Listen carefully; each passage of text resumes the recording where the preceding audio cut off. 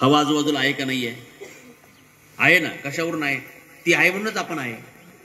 हवा आहे, डोळ्यांना दिसत नाही पण आहे. हवा माणसाने निर्माण केली का देवाने निर्माण केली? हवा देवाने निर्माण केली. माणसाने फक्त त्याची संज्ञा ठरवली O2, पण निर्माण कोणी केली? पावसाळ्याचे दिवस आहे, भरपूर पाऊस होऊन गेलेला आहे. मे महिन्यामध्ये भरपूर पाऊस होऊन गेला. मे मध्ये जास्त झाला का जून मध्ये जास्त झाला?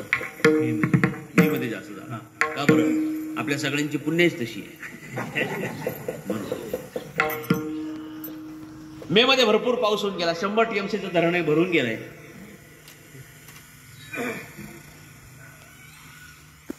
हे जे पाणी आहे, हे पाणी माणसाने निर्माण केलं का देवाने निर्माण केलं? देवाने निर्माण केलं ना महाराज, माणसाने निर्माण नाही केलं.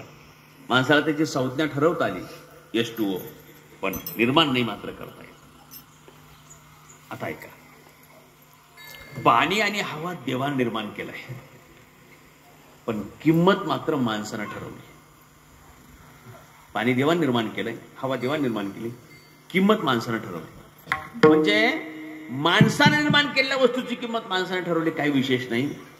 माणूस इतका बुद्धिमान आहे, त्यानं देवानं निर्माण केलेल्या वस्तूची सुद्धा किंमत ठरवली. असं उजनी धरणात किती पाणी विचारलं तर आपल्याला सांगता येणार नाही. इरिगेशनच्या लोकांना सांगता येईल. असं त्याची किंमत किती विचारलं आपल्याला सांगता येणार, पण त्या लोकांना सांगता येईल. पण त्यातलं काढलं, शुद्ध केलं, बाटलीत भरलं, आता किंमत माहिती की नाही? 10 रुपये. पाणी निर्माण कोणी केलं? देवानं. किंमत कोणी ठरवली? माणसानं. हे 10 रुपये म्हणजे दिवसा घेतली तर अंधार पडायच्या वेळेला घेतल्या 20 रुपये. मला कसं काय माहिती विचारू नका.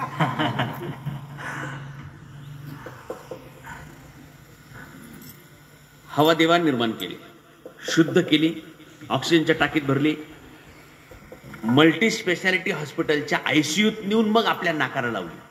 आता किंमत माहिती की 1200 रुपये. 19 ते 21 तर तेवढे पैसे देऊन सुद्धा मिळत. मी कशासाठी सांगतोय लक्षात आलं तुमच्या?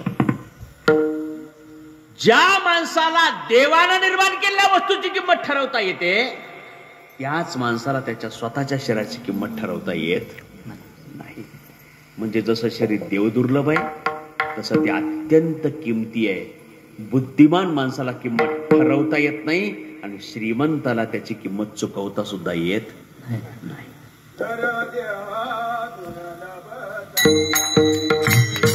नरदेह दुर्लभ झाला,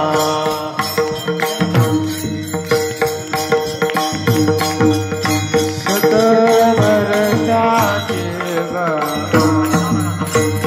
बजे आठवा मधुसूदन, तुम्ही आठवा मधुसूदन.